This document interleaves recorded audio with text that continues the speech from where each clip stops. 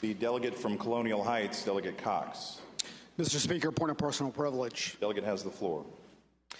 Mr. Speaker, I've been here almost 30 years. I'm delivering this speech from the same place I started, desk number 79, and ironically, my mic didn't work.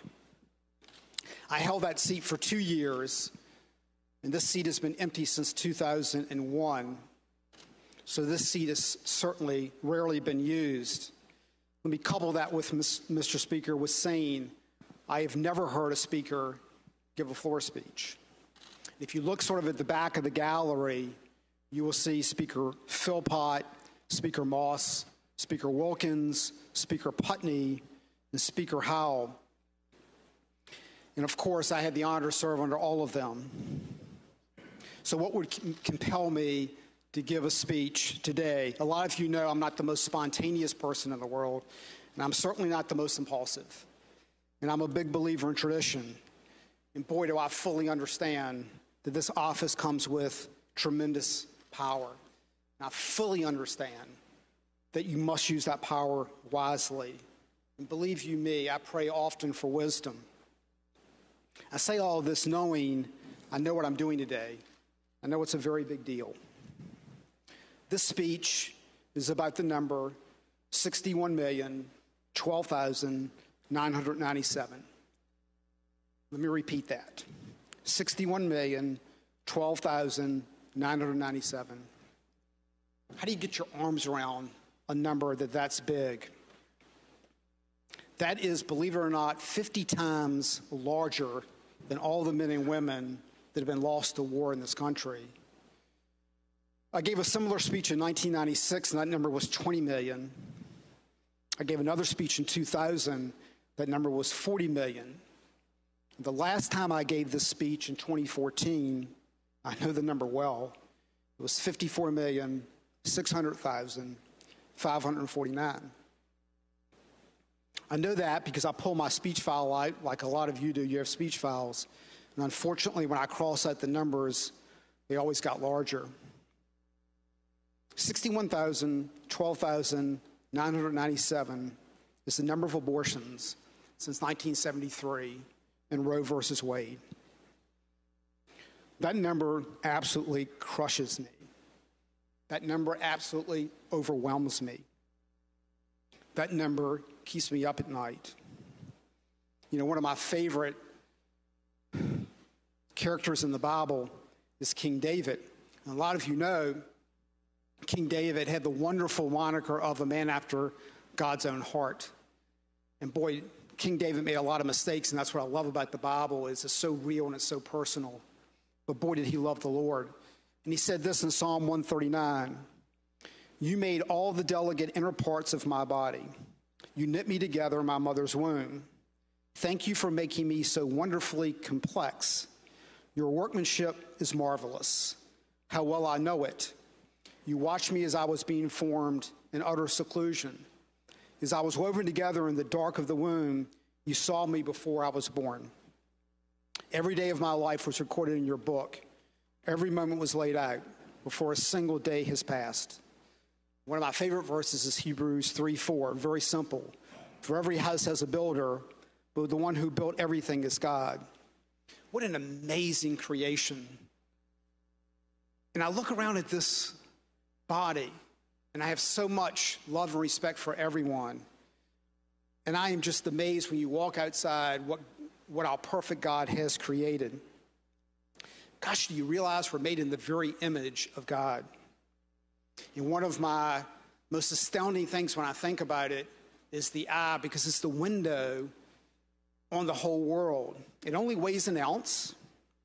Your retina has 130 million rod-shaped cells. They detect light intensity. They transmit impulses to the brain by means of 1 million nerve fibers. Those numbers are almost silly. How on earth can a creator do that? Nearby, 6 million cone-shaped cells pick out color variation. And the one that amazes me the most, the eye can handle 500,000 messages simultaneously. We are no accident. How about a baby? Week 4, the 2 optic nerves are forming, and so is the lens. Week 8, that retina I just began to talk about is forming, those 130 million rod-shaped cells. Week 16, the eye picks up light. Week 26, the end of the second trimester, that eye is fully formed. It can see light, and the eyelids open. And I think if you shine a flashlight on a mother's stomach, you just might get a kick or a wiggle. With the miracle of modern medicine, at 22 weeks, we now have a 20% survival rate. What a blessing. And think about it. Modern medicine, what would that be in 5 years, in 10 years, in 15 years, in 20 years? I mentioned 22 weeks, 20% can live outside the room. In 26 weeks, that beautiful eye is fully formed, because that's fairly late in a pregnancy. Because on January the 22nd, I read the following headline: New York passes expanding abortion access. I quickly began to read the article, and my heart just sank. One of the articles said, on the anniversary of Roe v. Wade, Governor Cuomo signed into law the Reproductive Health Act. It went on to say, the new measure allows unfettered abortion on demand up until the 7th month of pregnancy. It permits nearly unlimited abortion all the way through the moment of birth. The article said activists cheered. Words have meaning. Cheered loudly. The governor celebrated this achievement by lighting up the tallest building in the country. That building we all know is Freedom Tower, which was erected, of course, in Lower Manhattan, where the Twin Towers stood. The spire was then lit up in pink to celebrate the occasion. A lot of you will remember the Freedom Tower has 2 pools that mark 9/11. Around each is the name of every person who was killed that day. Beside the names of the 11 women, a carved stone says, and her unborn child. One commentator, in speaking about that action, said, beneath New York's governor's shrine to abortion on demand, the real story is written. Those are human lives. And if I could, let me tell you about a precious human life. I had the sheer pleasure to hear about a young lady who's working at the Capitol who has an amazing story. And I asked her if she could come by and basically tell me that story. Her name is Monique. And in late 1995, her mother was expecting a 3rd child and received word from the doctor from testing that she could possibly have Down syndrome. The doctor strongly suggested that she get an abortion. Her mother had a powerful personal belief in life, and that just was out of the question. So she chose to part ways with her doctor, and to make a long story short, there were errors in the testing, false positives. Monique today is a recently graduated young woman of Mary Baldwin University and is working here at the Capitol, as I said. She is marrying her high school sweetheart in July. She's headed to law school in the fall. She is grateful, she told me, that her parents' convictions led them to choose life. And so if you will all give Monique a round of applause. She's in the gallery today.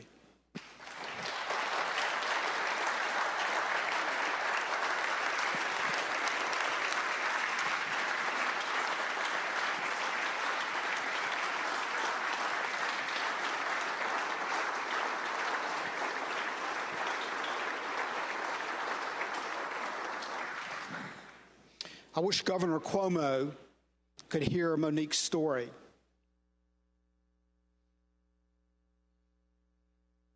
I just talked about New York, and a lot of us think, well, heck, New York is New York. So what does this have to do with Virginia? Headline, January 27th, Cape Charles Mirror, Virginia. Governor Northam vows to implement New York version of abortion law. Paragraph reads, Virginia Democratic leaders back legislation repealing restrictions on third trimester abortions, repealing clinic health and safety standards, and eliminating informed consent requirements, among other provisions. They noted the measures were unlikely to pass in 2019. But Governor Northam vowed, words have meaning, to enact them if Democrats take the Virginia House and Senate in November elections. Here's what that means. This bill would allow a mother who is showing physical signs of labor to get an abortion. We are really one small step from New York. The Republican Senate flipped in New York in November, and we have essentially abortion right up to birth. I wonder, did anyone in New York give a speech? Did anyone sound the alarm? Did anyone get out of their comfort zone to stop this? And where have I been since 2014? How did I let 5 years slip away without really doing anything? Here's how. I made speeches numerous times. And I thought to myself, I've done my part. Every time I do that speech, it's controversial. It makes people extremely uncomfortable. They're squirming, they stare at the floor. Let someone else do it. After all, especially now, you're the speaker. You're an important guy. This is a really sensitive topic. And you know, those are excuses. Those are weaknesses, and I feel ashamed. So let's go full circle. It's good I'm here in this seat today, seat number 79. I vowed in 1990 to do everything I could to save the unborn and protect life. Frankly, my record has been spotty at best. This speech only begins the true fulfillment of that promise to myself. Promise. Reflect on that word. Words have meaning. It reflects not only my commitment to myself, it also reflects the quality of potential, what could be. There are 61,012,997 unkept promises. There are 61,012,997 Moniques who never got to marry their high school sweetheart, who never went to college, who never went to law school, who never got to work at Thomas Jefferson's Capitol. So what is my promise? I will never stop fighting for the promise of life as long as I hold a gavel, as long as I can speak into this microphone, as long as I have the privilege of this floor. I promise to fight for the promise of life. Thank you.